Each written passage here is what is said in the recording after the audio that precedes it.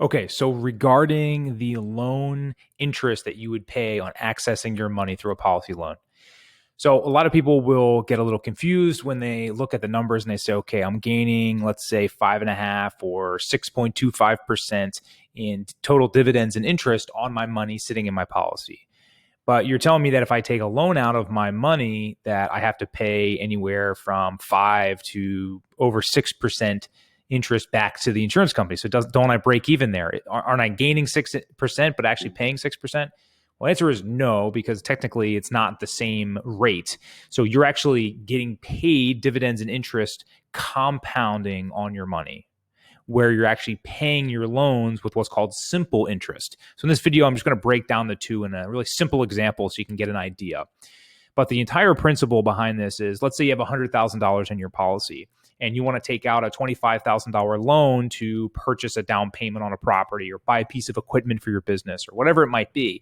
The idea is we don't want to interrupt the compounding growth by withdrawing money. We want to loan out against it so that our entire $100,000 can keep compounding and growing at, let's say, 6% ongoing moving forward. So that policy loan is going to come out. We're going to owe the insurance company what's called simple interest, and that's going to be what's called daily simple interest, which means it accrues daily.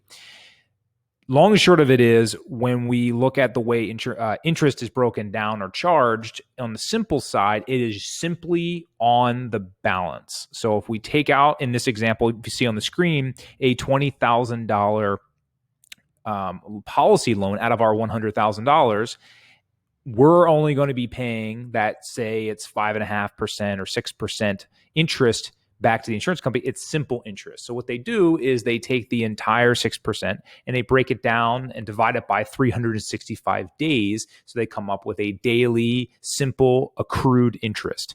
And that is only on the initial balance. So if I was paying, say 5% on $20,000, that would be $5,000, right? So I'm sorry, $4,000 would be the interest. That's the only amount that I'm paying interest on. Where on the compounding side, you're paying interest on the initial principal as well as any additional interest that is accrued, right? That's the compounding side. So in a really simple example here, I have compounding interest on the left-hand side and the simple on the right. And so if I were to take out $20,000, let's say I didn't pay anything back over 20 years and let it just keep accruing, on the compounding interest side, I would have gained about $46,000 in interest that would have accrued, because that money just keeps compounding on itself, like a credit card, like a mortgage, like a general line of credit. These things have compounding interest. That's why they get out of control so crazy. You see, when you take a loan out, say in the year 2020 for a $100,000 mortgage, and you look over the course of the 30 years that you pay it, you end up paying maybe 3 times as much due to compounding interest simply on that 4, 5, 6%. So it can really get out of control quickly because of the compounding effect.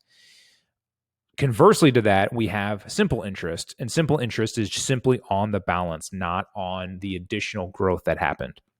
So if I were to take $20,000 and do the same amount over 20 years at the same interest rate, I'd be looking at about $24,000, or just about half of the amount of money that I would pay in on the compounding side. So the way to think about this, and don't get bogged down in the numbers as much, but the way to think about this is, I'm getting paid dividends and interest at a compounding rate, and I'm paying them back in terms of a loan that I take out at the simple interest rate. So very powerful distinction there.